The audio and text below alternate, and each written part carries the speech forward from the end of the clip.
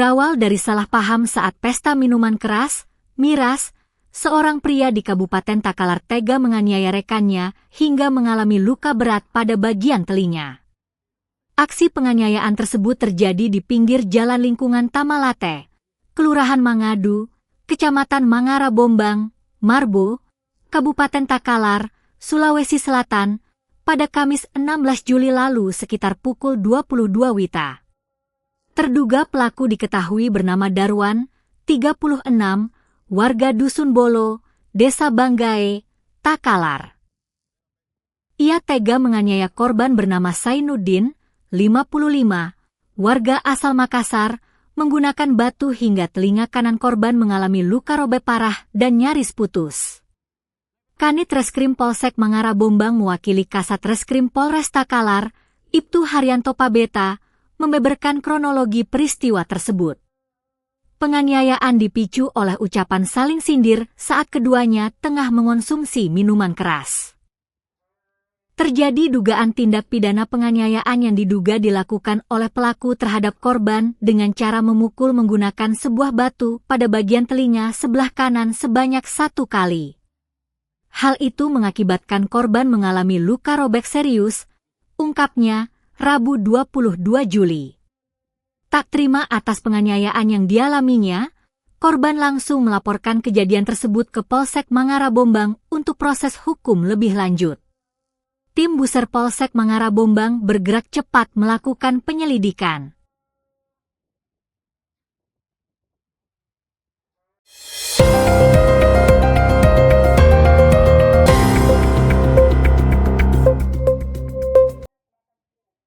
Perusahaan Umum Daerah, Perumda, Pasar Makassar menyegel 119 kios di Pasar Sawah, menyusul tunggakan pembayaran retribusi dan pemanfaatan kios yang mencapai Rp569,91 juta. Meski telah dilakukan penyegelan, para pedagang masih diberi kesempatan untuk melunasi sebagian kewajibannya hingga November 2026. Direktur Operasional Perumda Pasar Makassar, Rusli Patara, mengatakan tindakan tersebut merupakan langkah terakhir setelah para pedagang mengabaikan serangkaian peringatan yang telah disampaikan sejak lama. Kami sudah memberikan kesempatan melalui pemberitahuan dan surat peringatan mulai dari SP1, SP2 hingga SP3.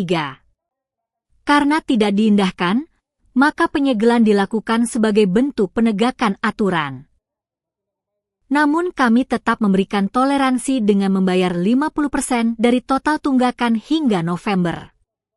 Jika kesempatan ini tidak dimanfaatkan, kios akan diambil alih dan dialihkan kepada masyarakat lain yang ingin berjualan, kata Rusli, Rabu 22 Juli. Ia menjelaskan, total tunggakan yang menjadi dasar penindakan berasal dari kewajiban pedagang selama periode 2024 hingga 2026.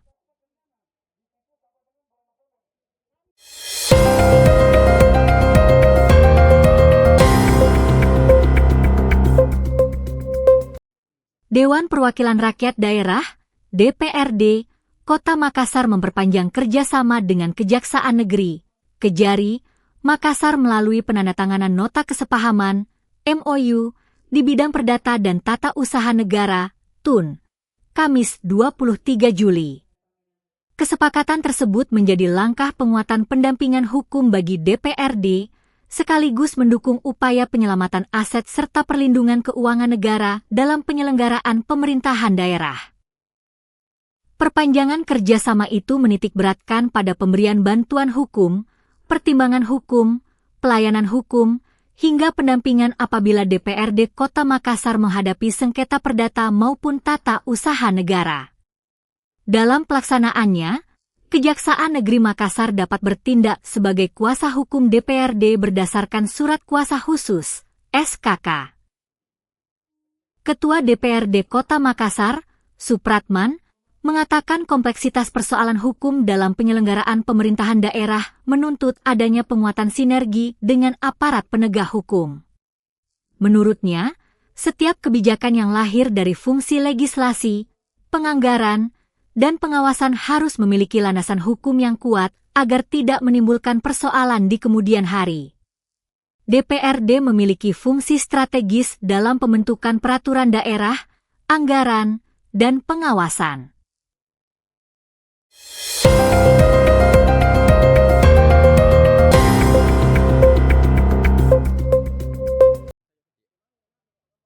Seorang tukang becak di Kabupaten Goa nekat Jambi sebagai pencuri telepon genggam. Pelaku memanfaatkan kelengahan korbannya untuk menggondol sebuah handphone dan menjualnya dengan harga murah demi membeli minuman keras, miras. Aksi kejahatan tersebut berhasil dibongkar oleh tim Resmo Polresta Goa dalam operasi pekat. Polisi tidak hanya menciduk sang tukang becak, tetapi juga meringkus penadah yang menampung barang hasil curian tersebut. Pengungkapan kasus ini berawal dari laporan seorang korban berinisial NAW, 21.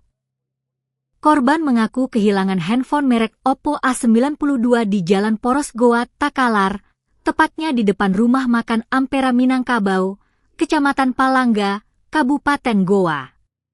Menindaklanjuti laporan tersebut, pihak kepolisian langsung bergerak melakukan penyelidikan mendalam hingga akhirnya berhasil membekuk seorang pria berinisial SR, 49, di Makassar yang disinyalir sebagai penadah.